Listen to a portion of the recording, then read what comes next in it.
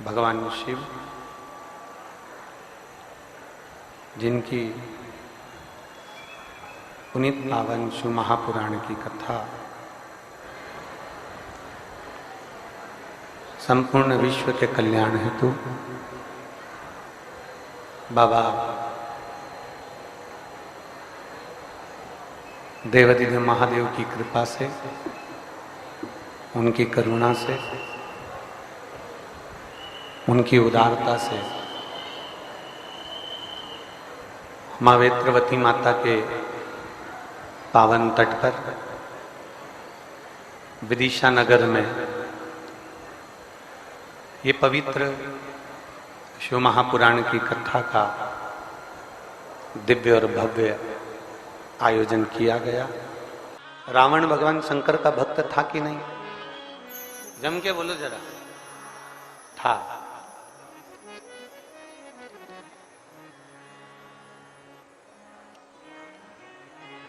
पर जरा विचार करिएगा, शिव महापुराण का स्मरण करिएगा।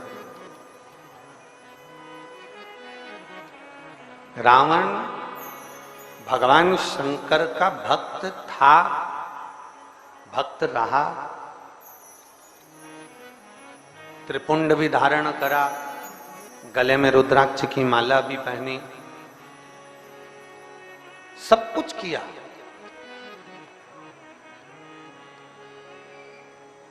भक्ति भी करी उसने, ऐसा नहीं कि शिव की भक्ति नहीं करी उसने।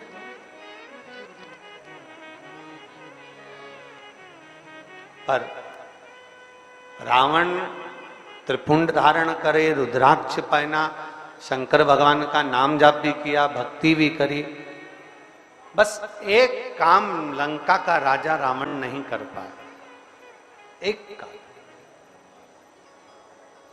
भक्ति तो करी, पर शिव महापुराण की कथा कहती है अपने हृदय को, अपने मन को, अपने चित्त को साफ नहीं कर पाए।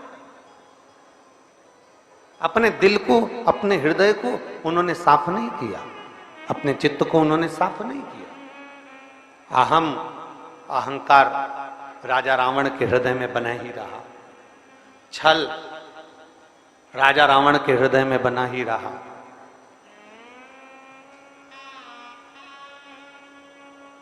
ईर्ष्या राम के साथ में जो दल आया है वो श्रेष्ठ नहीं है, ये ईर्ष्या बनी ही रही। जितने विदिशावासी यहाँ कथा को श्रवण कर रहे हैं, जो आस्था चैनल के माध्यम से कथा सुन रहे हैं, जो फेसबुक यूट्यूब के माध्यम से कथा श्रवण कर रहे हैं, उनसे एक निवेदन, आप त्रिपुंड लगाएं ना लगाएं, आप गले में रुद्राक्ष धारण करें ना करें, आप शंकर के मंदिर जाएं ना जाएं, पर एक बात शिव महापुराण की लेकर जाना कि अपने हृदय को साफ रखना, अपने दिल को साफ रखना, अपने अंदर अहंकार, ईर्ष्या और छल कभी आने मत देना। अपने भीतर कितने कितने पत्र आते हैं, ढेर लगा है पत्रों का। उन पत्रों में आप यदि विचार करेंगे तो ये पत्र तो बहुत आए, ऐसा नहीं कि पत्र नहीं आए, पत्र तो बहुत है, पर उन पत्रों में आपके भी पत्र आना चाहिए। और ये पत्र कम आएंगे जब हमारा भरोसा, जब हमारा विश्वास, जब हमारी दृढ़ता, जब हमारे हृदय की निर्मलता, जब हमारे भीतर जो क्लेश है, जो अशांति है, जो छल है, जो अहंकार है, वो समाप्त होगा तो परमात्मा की अविरल भक्ति हमें अवश्य प्राप्त होगी। रावण त्रिपुंड भी लगा रहा है, रावण रुद्राक्ष भी पहन रहा है, रावण भगवान शंकर की भक्ति भी कर रहा है, पर रावण एक काम से वंचित रह गया, अपने हृदय को, अपने चित्त को, अपने मन को, अपनी बुद्धि को, अपने हृदय को साफ नहीं रख पाया। छल रखा उसने अपने भीतर, अहम रखा उसने, अहंकार उसने अपने भीतर रखा। अब देखिए कितना सुंदर प्रसंग आया। अगर आप स्मरण करेंगे, कभी आप लोगों शास्त्रों में अगर पढ़ेंगे और वर्णन अगर आप ध्यान देंगे तो भगवान शंकर के पास में जब रावण आया, भगवान देवादिदेव महादेव के पास में जब लंकाधिपति रावण आया तो लंकाधिपति रावण से भगवान शिवजी ने पूछा कि तुझे क्या चाहिए। उसने सब कुछ मांग लिया, सोने की लंका भी मांगी, ग्रह भी मांग लिए, सब कुछ मांग लिया, 10 शीश भी मांग लिए, सब कुछ हो गया, सब कुछ उसने मांग लिया, सब कुछ उसके पास प्राप्त हो गया। अब भगवान शिव ने फिर लंकाधिपति रावण से कहा कि तू कुछ और भी मांग ले। अब इतना दयालु शिव कहां से आएगा, जरा विचार करिए। शिव कह रहे हैं और कुछ भी मांग ले। तब रावण अपनी चित्त वृत्ति में मन में विचार कर रहा है कि अब तो कुछ मांगने के लिए रह ही नहीं गया, अब मेरे पास में मांगने के लिए रह क्या गया, अब मुझे क्या मांगना। इतने में नंदी लंकाधिपति रावण के पास में आकर खड़े हो गए, और रावण के पास में नंदी आकर खड़े हुए, और रावण के पास में आकर खड़े होकर नंदी ने लंकाधिपति रावण से कहा,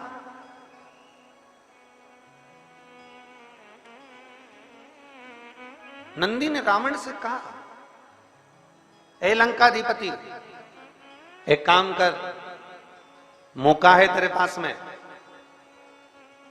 शिव जी को विनय कर कर कह दे कि बाबा, जब मेरी दुख की घड़ी आए, जब मेरी तकलीफ की घड़ी आए, जब मेरा कष्ट का समय आए, जब मेरी अंतिम घड़ी आए, उस समय पर मेरा देव अधिदेव महादेव तुम मेरे सामने आकर खड़े हो जाना।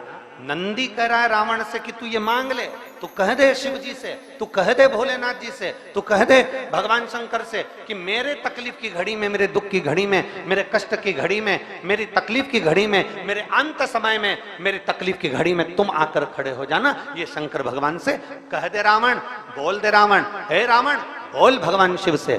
पर रावण भगवान शंकर से कह नहीं रहा। क्या प्रार्थना करते हैं कि भगवान अंत समय में, हमारी दुख की घड़ी में, हमारे कष्ट की घड़ी में, हमारे तकलीफ की घड़ी में, हमारे समय के अनुकूल तुम आकर खड़े हो जाना, तुम हमारे सम्मुख में आ जाना, तुम हमारे पास में आ जाना। कोई आए ना आए, परिवार कुटुंब नाते रिश्ते कोई आए ना आए, पर मेरा भोलेनाथ, मेरा शंकर, मेरा त्रिकालदर्शी, मेरा कैलाशी, मेरा अविनाशी, मेरा शिव मेरे करीब में होना चाहिए। नंदी लंकाधिपति रावण से कह रहे हैं, मांग ले, जाकर शंकर जी से कह दे कि मेरे अंत समय में तुम आकर खड़े हो जाना, तुम मुझे बचा लेना।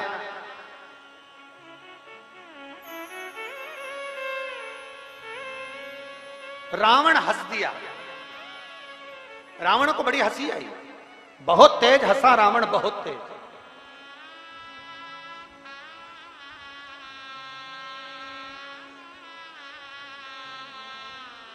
और उसने हंसने का कारण क्या था?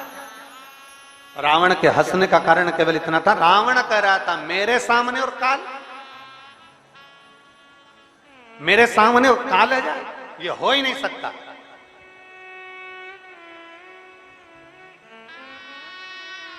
हमने पहले ओमकारेश्वर की कथा में एक बात कही थी, और गंडई की कथा में छत्तीसगढ़ से भी एक बात कही थी, आप लोगों के स्मरण में है कि नहीं? उससे पहले भी हमने कई कथाओं में कहा,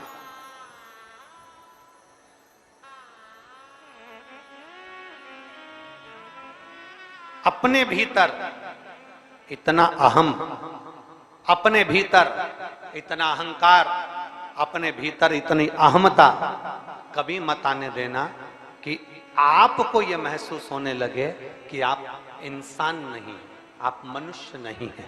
ये आपके भीतर इतनी अहमता, इतना अहंकार अपने भीतर प्रकट मत होने देना। और मेरी जीजियों से, मेरी माताओं से, मेरे भाइयों से सबसे एक निवेदन, हम पहले भी करते आए और आज फिर कर रहे हैं, कभी तुम कहीं मत जाओ, तुम्हारा मन पड़े तो जाओ, ना मन पड़े मत जाओ, पर एक काम जरूर करो, अपने घर के नजदीक में, तुम्हारे घर के पास में, तुम्हारे घर के नजदीक में, तुम्हारे चौराहे पर, तुम्हारे मोहल्ले में, तुम्हारी कॉलोनी में जो शिव का मंदिर है, तुम्हारी सोसाइटी में जो शंकर का मंदिर है, उसके दरवाजे तक जरूर जाओ। क्यों? क्योंकि यहाँ हमारे यहाँ एक विषय आता है कि अगर कोई व्यक्ति बीमार होता है ना, तो सबसे पहले उसको प्राथमिक चिकित्सा केंद्र में ले जाते हैं, पास वाले हॉस्पिटल में, फिर उससे बड़े वाले हॉस्पिटल में, फिर उससे बड़े वाले हॉस्पिटल में। हम लोग कहते हैं गुरुजी हम कहाँ जाएं? अगर हमें शंकर जी को रिझाना है तो हमारा निवेदन है सबसे पहले अपने घर के पास वाले शंकर के मंदिर में जाइए। हमने कई लोगों को देखा है बहुत झंडा फहरा कर, बहुत चिल्ला चोट कर कर, कहाँ जा रहे हो? तो कहा हम केदारनाथ जा रहे हैं। कहाँ जा रहे हो? तो क्या हम अमरनाथ जा रहे हैं। हमने पूछा तुम अमरनाथ जा रहे हो? हाँ। कौन कौन जा रहे हो? तो क्या हम 20 लड़के अमरनाथ जा रहे हैं, हम 25 लोग केदारनाथ जा रहे हैं। हमने कहा अच्छा, अरे वाह। हमने पूछा फिर एक बात बताओ, तुम वहां अमरनाथ जा रहे हो तो क्या लेकर जा रहे हो? हमने जोरदार कपड़े सिलवाए गुरुजी, एक जैसे, उस पर हमने छापा लगवाया एक जैसे। अच्छा, और फिर हमने ड्रेस कोड बनाया, और वो कजन कौन सा एक कोड बनते हैं, वो सुबह सुबह मॉर्निंग वॉक में पहनते हैं बच्चे लोग, ट्रैक सूट। हमने ट्रैक सूट बनवाया है। हमने कहा बहुत बढ़िया। अब हमने पूछा तुम सब अमरनाथ जा रहे, केदारनाथ जा रहे, तुम सब वहां जा रहे दर्शन करने के लिए, अब शंकर जी को इतनी दूर रिझाने के लिए जा रहे हो, तो ईमानदारी से बोलो क्या तुम सब 15 की 15 लड़के तुम्हारे मोहल्ले के शंकर मंदिर में जल चढ़ाने जाते हो कि नहीं जाते? अरे गुरुजी अगर वहां जाएंगे तो लोग हंसते हैं इसलिए हम नहीं जाते। जरा विचार करिएगा, जब यहीं से पहचान नहीं होगी तो मेरा केदारनाथ कैसे दर्शन देगा? यहां से पहचान कर कर जाइए तो वो दर्शन भी देगा। अमरनाथ जाने वालों को पहले चाहिए कि अपने मोहल्ले में, अपनी कॉलोनी में, अपनी सोसाइटी में, अपने नगर में शंकर का शिवालय है, वहां रोज जाना चालू करिए। अमरनाथ केदारनाथ जाने वालों को चाहिए पहले शंकर के बनकर तो जाओ, शिव के होकर तो जाओ। केवल सेल्फी लेने के लिए या अपनी मूवी बनाने के लिए या वीडियो बनाने के लिए हमें केदारनाथ या अमरनाथ नहीं जाना है। हमें शंकर को पाने के लिए केदारनाथ और अमरनाथ जाना है। हमें शिव को प्राप्त करने के लिए जाना है। पहले अपने घर के नजदीक के शिवालय में जाओ, अपने घर के पास में शंकर के मंदिर में जाकर झाड़ू लगाओ, बुआरी लगाओ, सेवा करो, चाकरी करो। पहले ये तुम्हारे भीतर का जो अहम है, तुम्हारे भीतर का जो अहंकार है, उसको उतार कर फेंको। जब तुम मंदिर में झाड़ू लगाओगे, पोछा लगाओगे, सेवा करोगे तो तुम्हारे अंदर एक सेवा का भाव जागेगा। तुम अमरनाथ जा रहे हो, मालूम पड़े किसी की तबीयत खराब हो जाए, किसी का स्वास्थ्य गड़बड़ हो जाए और मालूम पड़े उसका स्वास्थ्य गड़बड़ हुआ, और मालूम पड़े तुम यात्रा के लिए चलते जा रहे हो और वो बेचारा हांपड़ी भर रहा है, तुम्हें सेवा का मुन्ने ही नहीं मालूम कि सेवा क्या है, सेवा का क्रम क्या है, सेवा का मूल क्या है, सेवा का आनंद क्या है।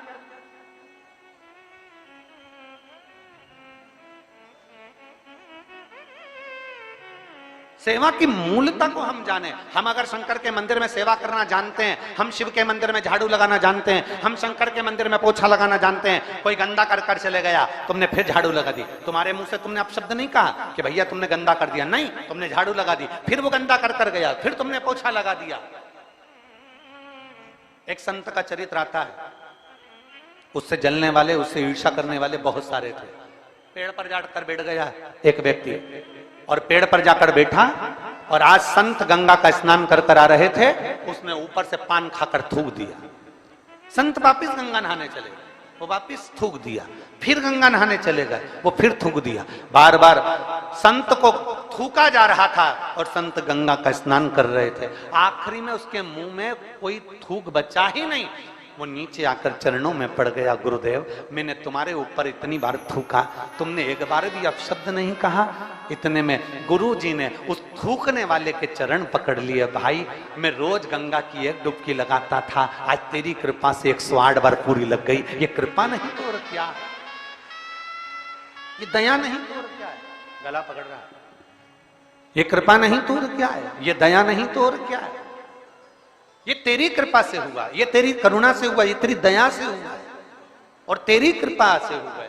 अरे भाई, अगर हम सेवा का क्रम धारण करेंगे, हम सेवा के मूल को जानेंगे कि कोई को तकलीफ हो रही है, किसी का पेट दर्द हो रहा है, किसी को कष्ट हो रहा है, तो सबसे पहले हमें खड़े होना चाहिए।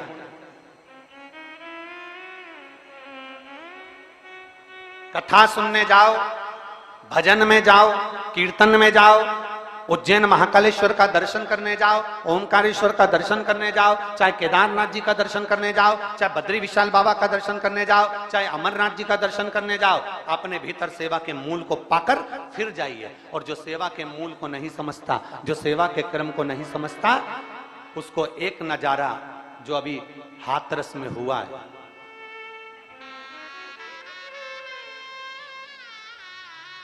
कैसे हो गया, कितनी विचित्र घटना घट गई, जरा विचार करिएगा कि सेवा के मूल को नहीं समझे। एक गिरा, उसको लांग कर दूसरा जाने लगा, दूसरे को लांग कर तीसरा जाने लगा। अगर सेवा का मूल जानते तो एक को खड़ा कर देते, दूसरे को खड़ा कर देते, वहां खड़े हुए 25 लोग 25 को खड़ा कर देते, तो फिर ये घटना नहीं घटती। पर हम सेवा के मूल को नहीं जानते, हम तो बस केवल ये विचार करते हैं कि हम कथा में पहुंच गए, हम सत्संग में पहुंच गए, हम प्रवचन में पहुंच गए, हम कथा में पहुंच गए, और मालूम पड़ा कि भगवान थोड़ा हमको अपना कर्म करना पड़ेगा, थोड़ा हमें अपने सेवा के मूल को जानना पड़ेगा। हाथरस की यह घटना कोई साधारण सी घटना नहीं है। 100 से ऊपर कई भक्त शांत हो गए। 2 मिनट के लिए, 1 सेकंड के लिए आप और हम सब अपने श्री शिवाय नमस्तुभ्यम से उन जीवों को गति प्रदान करें। और जो घटना में जिनको तकलीफ है और अभी भी जो कहीं ना कहीं हॉस्पिटल में पड़े, शीघ्र अतिशीघ्र ठीक होकर वो अपने अपने घर को जाएं। वो घटना का स्मरण करते हुए आप और हम 5 बार श्री शिवाय नमस्तुभ्यम का सब स्मरण करेंगे उन जीवों के लिए। श्री शिवाय नमस्तुभ्यं, श्री शिवाय नमस्तुभ्यं, श्री शिवाय नमस्तुभ्यं, श्री शिवाय नमस्तुभ्यं, श्री शिवाय नमस्तुभ्यं। सेवा के मूल को हमें पहचानना है। रावण सेवा के मूल को नहीं पहचाना, रावण के भीतर अभिमत्ता छा गई, रावण के भीतर अभिमान छा गया, रावण स्वयं अभिमत्ता में डूब गया। और इतनी अभिमत्ता में रावण डूब गया कि रावण ने कह दिया मुझे शंकर जी की जरूरत नहीं है। ये अभिमत्ता, यह हमें। फिर निवेदन, किसी कथाकार को, किसी संत को, किसी साधु को, किसी गुरु को, किसी तपस्वी को, किसी साधक को, किसी उपासक को, किसी महात्मा को निवेदन है, जो हमने पहले कथा में कहते आए आज फिर कहते हैं, किसी कथाकार, किसी साधु, किसी सन्यासी, किसी तपस्वी, किसी साधक, किसी उपासक, कोई किसी को भगवान बनाने का प्रयास मत करो, उसको इंसान का इंसान रहने दो। और भगवान तो केवल देव अधिदेव महादेव को ही रहने।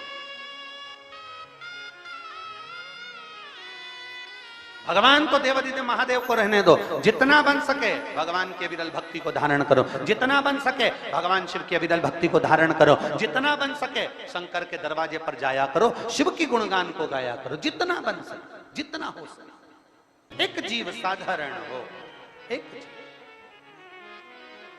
और भगवान देवाधिदेव महादेव का चरित्र कहता है, भगवान शिव का संवाद कहता है, ओगरदानी की कथा कहती है महाराज, अपने जीवन के एक आनंद का सुख को प्राप्त करिएगा, अपने जीवन के एक आनंद भाव को प्राप्त करिए।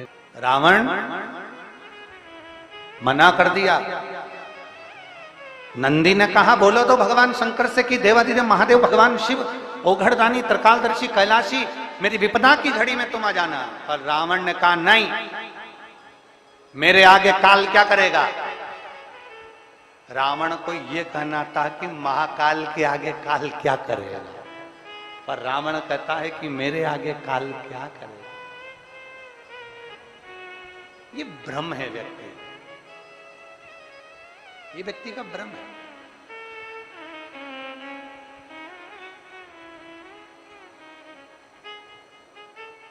अगर कोई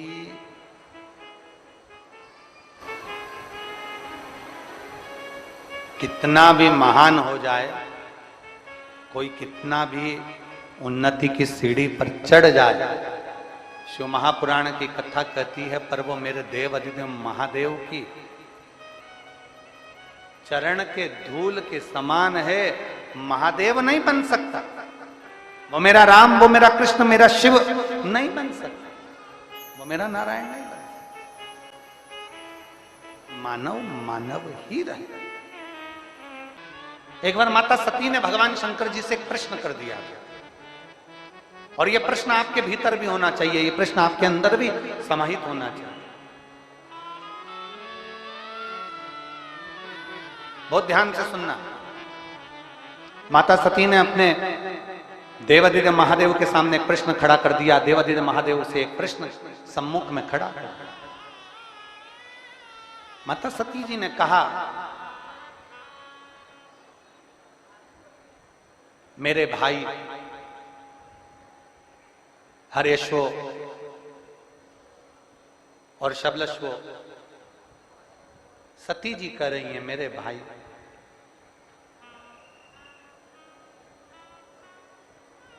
देवऋषि नारद ने इनको आपकी भक्ति में लगा दिया। मेरे भाई जिनको देवऋषि नारद ने भगवान की भक्ति में लगा दिया, मैं बाबा आपसे पूछना चाहती हूं, भोलेनाथ जी से सती मां कह रही है, मैं आपसे एक प्रश्न करना चाहती हूं, क्या आप मुझे उत्तर देंगे?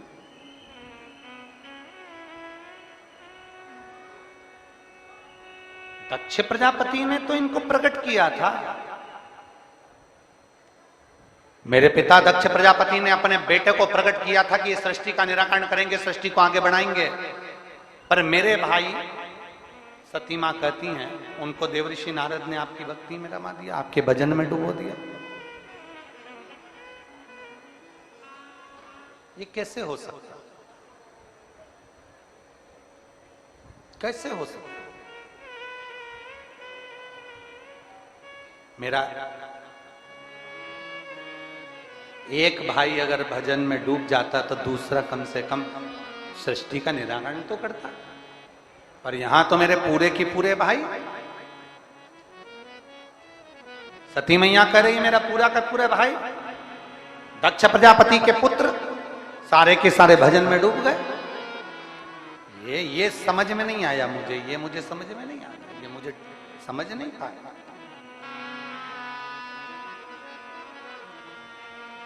शिव जी नंदी पर माता सती को लेकर जा रहे थे, तो शंकर भगवान ने कुछ देर के लिए नंदी को रोक दिया। जहां शिव जी सती को अपने मन की बात कहने के लिए रोके, जिस वीरान वन में जहां पूरा वीरान पड़ा हुआ था, और वहां मेरे शंकर काल अधिपति स्वयं सती के साथ में रुककर अपने सुंदर भाव को प्रकट करते हैं। वो वन कोई साधारण वन नहीं था, उस वन का नाम था महाकाल वन, जिसको आज के समय में लोग महाकालेश्वर उज्जैनी कहते हैं। महाकाल वन। सती को नंदी पर बिठाकर भगवान शंकर ने कुछ देर के लिए नंदी को रोक दिया। महाकाल वन की वो पवित्र भूमि जहां मां क्षिप्रा निरंतर बह रही है, महाकाल वन की वो पवित्र भूमि जहां मां क्षिप्रा सदा रमण कर रही है, घूम रही है, अलख आनंद में जगा रही है शिव भक्ति का। नंदी रुके, मां ने पूछा, मां ने कहा कि मेरे मन का जो संशय है ना, बस वो संशय मिटा दो। मेरे भाई नारद जी के कहने पर भगवान शंकर की भक्ति में कैसे लग गए, बस इतना सा मुझे पूछना है, मेरे भाई भक्ति में क्यों लगे?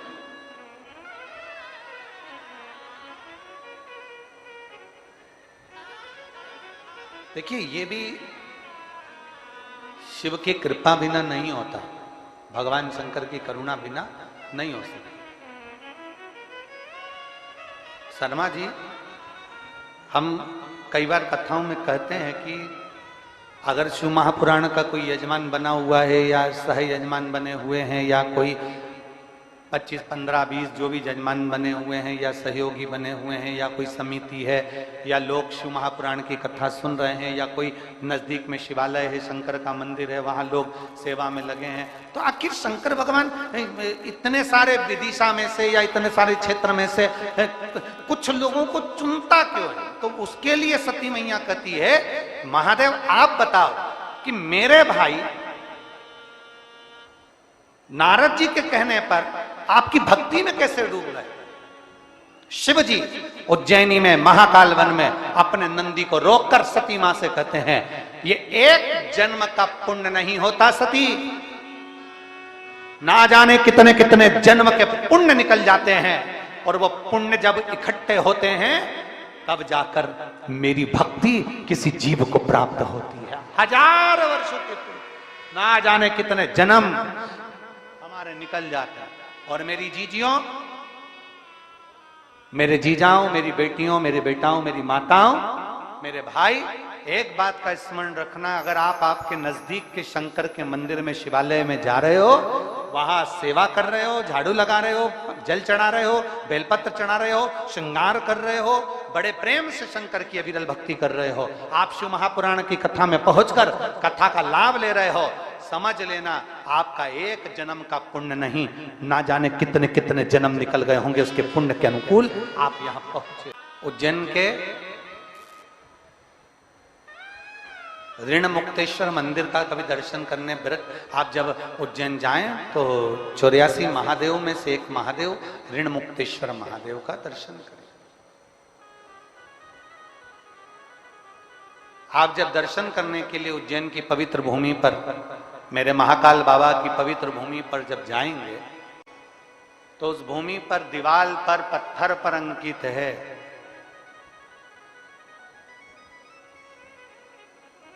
एक पीढ़ी का नहीं, 2 पीढ़ी का नहीं, 3 पीढ़ी का नहीं, मेरे महाकाल राजा की उस पवित्र भूमि पर लिखा है 71 पीढ़ी के पुण्य प्रबल होते हैं तब शिव महापुराण की कथा सुनने को मिलती है, श्रवण करने को मिलती है।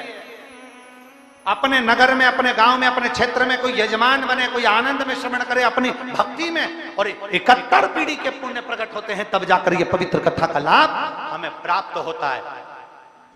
किसी तीर्थ में पहुंचना, किसी तीर्थ में पहुंचकर भगवान की अविरल भक्ति को धारण करना, अभी बोल बम का नारा है, आवाज जरा जम के दोनों हाथों से, बोल बम का नारा है, सारी समस्या का हल, आपका विश्वास, आपका भरोसा, आपकी दृढ़ता शिव के करीब में ले जाता है, शंकर के करीब।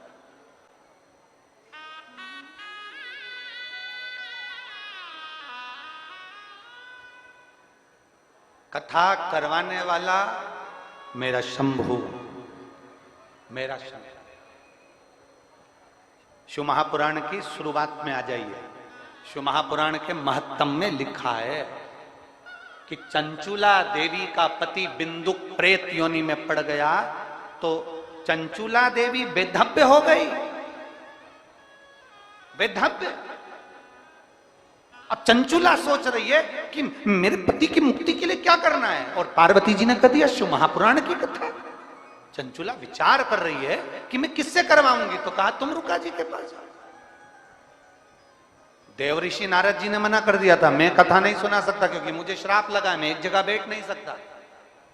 देव ऋषि नारद जी ने कह दिया था, मेरा एक मित्र है तुम रुका, वो शंकर का अविरल भक्ति है, बहुत भक्त तुम रुका जी, आप उनके पास जाइए। तुम रुका जी ने कह दिया, मैं कथा तो कह दूंगा पर कथा का यजमान कौन बनेगा, कथा कौन करवाएगा, इसका यजमान कौन बनेगा, इसको कथा का वाचन कौन करेगा। तो तुरंत तुम रुका जी ने कहा कि आप सोचिए।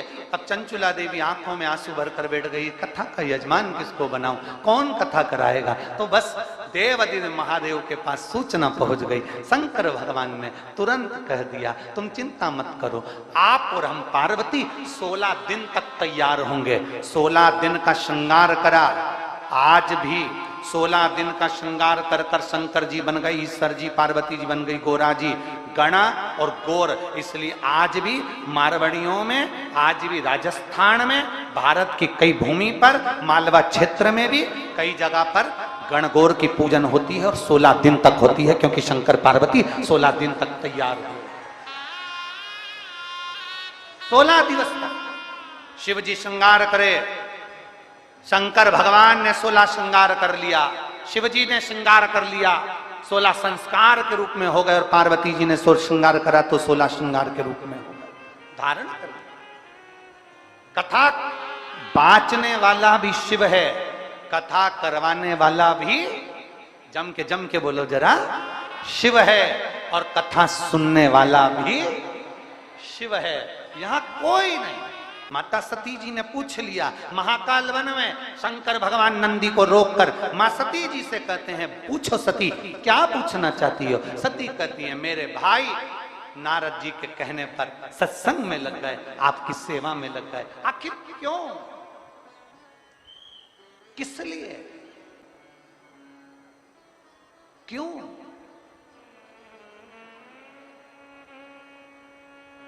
किस लिए? देवादिदेव महादेव ने कहा सती एक जन्म का नहीं, ना जाने कितने जन्मों का, कितने कितने जन्मों का कोई पुण्य फल प्रकट हुआ, तब तुम्हारे भाई मेरी सेवा में, नारायण की सेवा में, भगवान की सेवा में लग जाते हैं। शंकर भगवान ने माता सती को समझाया था मत जा। सती मैया को बार बार शिव जी ने कहा मत जा। सती मैया आखिरी में नहीं मानी, और थोड़ा सा हृदय में क्रोध उत्पन्न हो गया मां को, और मां ने कह दिया क्या मैं अपने पिता के घर नहीं जा सकती? क्या मैं अपने पिता के घर? निवेदन है लड़कर अपने मायके कभी नहीं जाना। ज्यादा लड़ाई हो जाए भोजन करना नहीं छोड़ना। जितनी ज्यादा लड़ाई हो उतने आलू के पराठे ज्यादा खाओ। जितना ज्यादा झगड़ा हो उतनी जोरदार सब्जी बना के खाओ। ज्यादा गुस्सा आ रहा हो तो चाय बनाकर पी लो। चाय में थोड़ा सा अदरक, काली मिर्ची, लौंग एक कुल्हड़ में डाल लो, और जितना ज्यादा गुस्सा आए उस अदरक को उतना दो, उतना दो। जितना गुस्सा आ रहा अदरक पे निकाल दो, पूरा गुस्सा अदरक पे, काली मिर्ची पे, लौंग पर। कोई तुमसे कह दे जा अपने बाप के घर, जा अपने पिता के घर, इतने में तुरंत कह देना आज जाऊं ना कल जाऊं, तो यही रहे, कहीं नहीं जाना मुझे, वहीं रहो, छाती पे मूंग दलो, पर अपन को कहीं नहीं जाना, वहीं रहकर बढ़िया आराम से खाओ, आनंद करो, सेवा करो, पर अपने पिता के घर लड़ाई कर कर नहीं जाना। मेरी माता सती का चरित्र कह रहा है, झगड़ा कर कर, क्रोध में लड़ाई कर कर कभी अपने पिता के घर मायके नहीं जाना। बाप के घर जब भी जाना प्रसन्न चित्त में जाना, खुश होकर जाना, अपने पिता के घर में प्रसन्नता में। एक अपने पिता के घर और एक परमात्मा के घर। एक पिता के घर और एक मेरे भोले बाबा के दरवाजे पर, मेरे शंकर के द्वार पर, शिव महापुराण में, शिवालय में, शंकर की चौखट पर, भगवान शंकर के दरवाजे पर कभी भी गुस्से में नहीं, क्रोध में नहीं, रोते हुए। हम यहाँ जीजियों आती हैं, बेटियां आती हैं, बेटे आते हैं, आंख में आंसू रहते हैं, हम उनसे कहते हैं अब तो बाबा ने तुम्हारी झोली भर दी, क्यों रोना, क्यों? दे दिया, उसकी कृपा थी, मिल गया, उसकी करुणा थी, उसने दे दिया, अब क्या विचार है?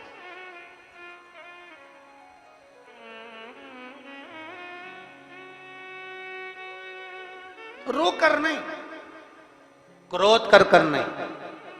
मेरे भोलेनाथ जी के दरवाजे पर तो एक चीज का स्मरण रखना, तुम शंकर जी की पूजन करने बैठे हो, सावन का महीना है, तुम शिव जी के मंदिर में लोटा भर के जल लेकर गए हो, मंदिर में बहुत भीड़ हो रही है, कचाकच भरा हुआ है मंदिर, और इधर से किसी ने पानी चढ़ा दिया, तुम्हारी साड़ी गीली हो गई, उधर से किसी ने कुछ चढ़ा दिया, तुम्हें चढ़ाने का मौका नहीं मिल रहा, तुम वहीं खड़ी हो, बहुत देर इंतजार कर रही हो, और तुमको बहुत देर लग गई और तुम इंतजार करती रही। जो आ रहा था शिव जी को जल चढ़ाते जाना था, कहीं किसी ने कह दिया, कोई महाराज जी बोल दिए तुम चढ़ा लो, तुम चढ़ा लो, तुम खड़ी की खड़ी रह गई।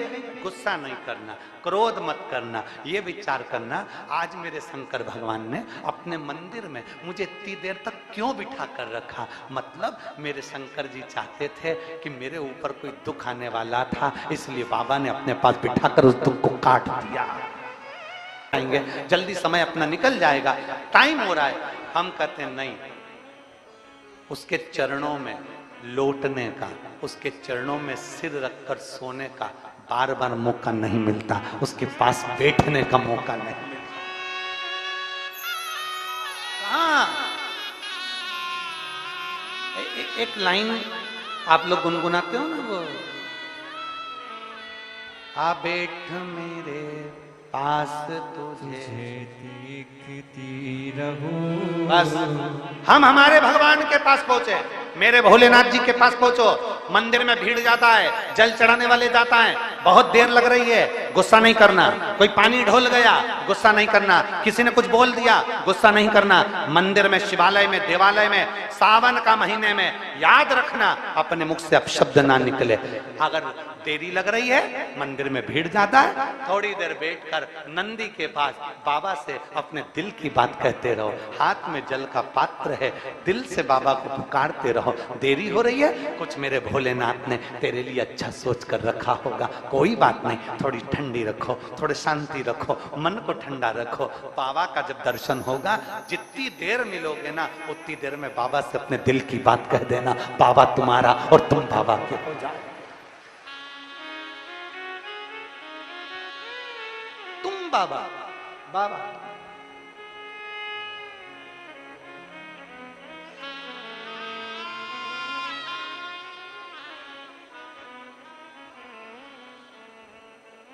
बड़ी दूर किनारा है,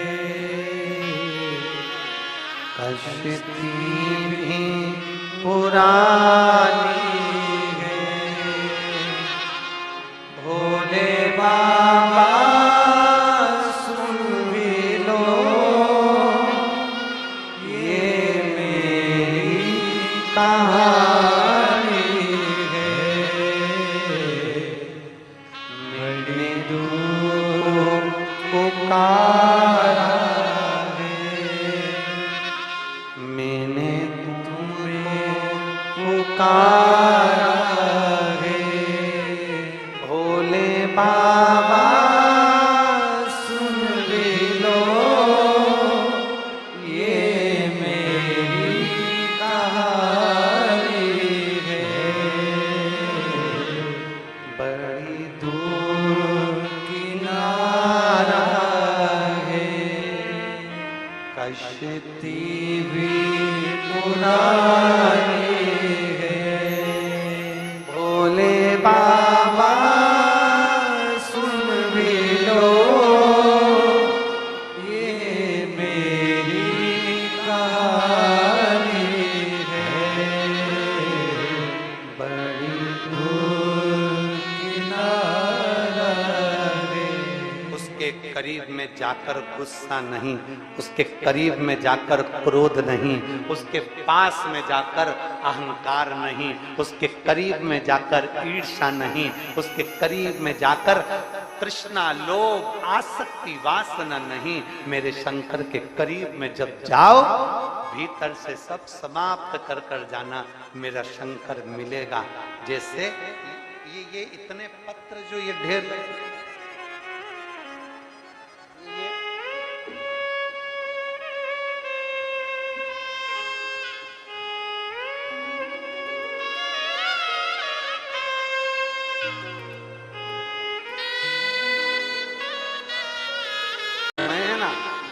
ऐसा ही पत्र,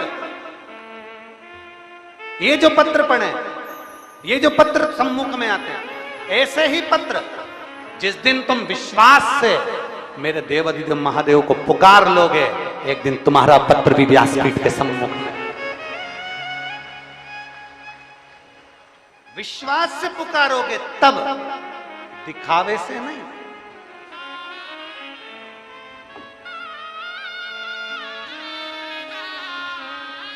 दिखावे से भगवान नहीं मिल सकता, कभी भी नहीं मिला और ना मिलेगा। कपड़े बदल लेने से परमात्मा कभी नहीं मिला और ना कभी मिलेगा। कपड़े बदल लेने से परमात्मा कभी नहीं मिला और ना मिलेगा। परमात्मा को पाने के लिए कपड़ा बदलने की जरूरत नहीं होती, परमात्मा को पाने के लिए कलेजा बदलने की जरूरत होती है। परमात्मा में किसी गलत जगह पर मत जाओ, किसी गलत जगह पर मत बैठो, अपनी कीमत तो समझो। एक मक्खी सब्जी पर बैठती है, उसकी कोई कीमत नहीं होती है। एक मक्खी किराने की दुकान के सामान पर बैठती है, उसकी कोई कीमत नहीं होती है। वो मक्खी सोना तुल रहा हो, सोने पे बैठ जाए, 5,000 की हो जाती है। 5,000 की एक मक्खी सोने के ऊपर बैठी। इसलिए सुनार सोना तोलने की मशीन को, तराजू को कांच में बंद कर रखता है, इसमें मक्खी ना बैठ जाए। मक्खी बैठेगी तो एकाध रत्ती का फर्क पड़ जाएगा, 2-5 हजार ऊपर नीचे हो जाएगा। बस वही समझना है। एक चाय ठेले पर मिलती है, एक चाय गुमठी पर मिलती है, एक चाय होटल में मिलती है, एक चाय 5 स्टार होटल में मिलती है। एक 10 रुपए की, 20 रुपए की, 15 रुपए की, 25 रुपए की, और 7 स्टार में पहुंचे तो 150 रुपए की। चाय वही है, दूध वही है, शक्कर वही है, सब कुछ वही की वही है, बस कीमत काय की? होटल की। अर्थात शास्त्र कहता है आप अपनी कीमत को बनाई है। किसी फालतू जगह पर बैठोगे तो लोग कहेंगे जुआरी है, किसी मैखाने पर बैठोगे तो कहेंगे बेवड़ा है, और अगर सत्संग में बैठोगे तो लोग कहेंगे शिव का भक्त है। जब हम अपनी कीमत को स्वयं बनाए,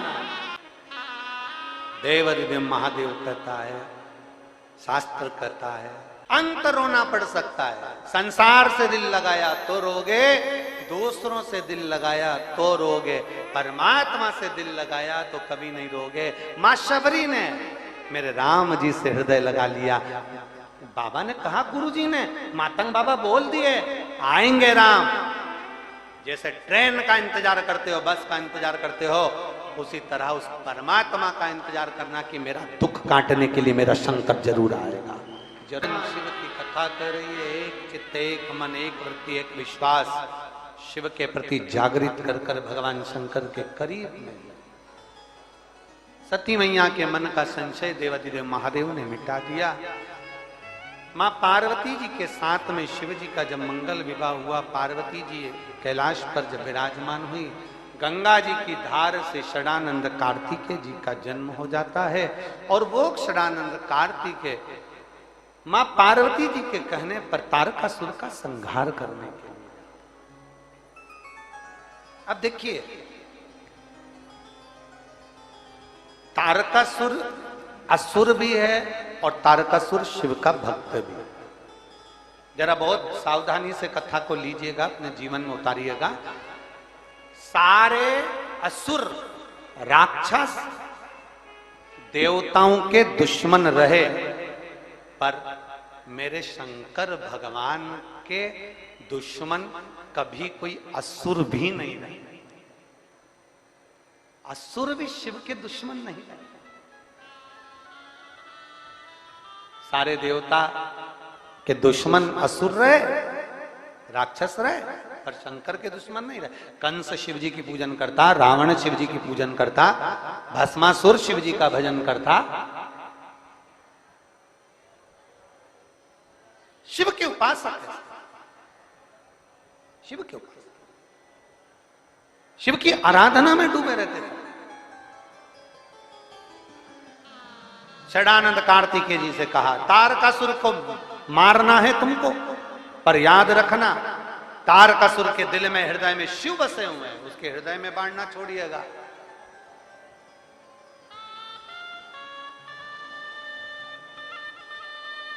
उसके हृदय में बाण ना लगे।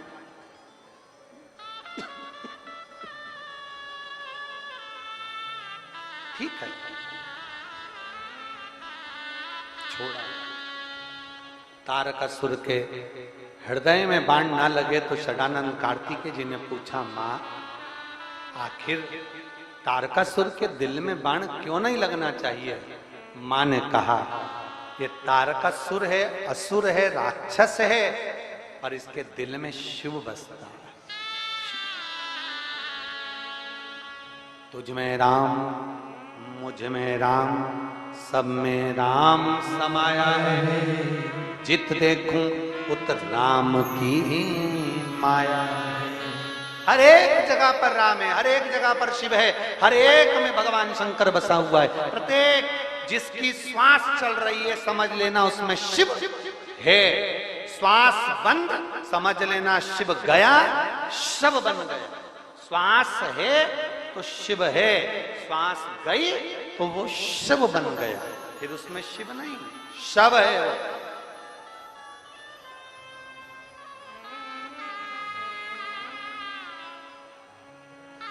जिंदा था तभी भी शंकर का था और मर गया तो भी शिव का ही है।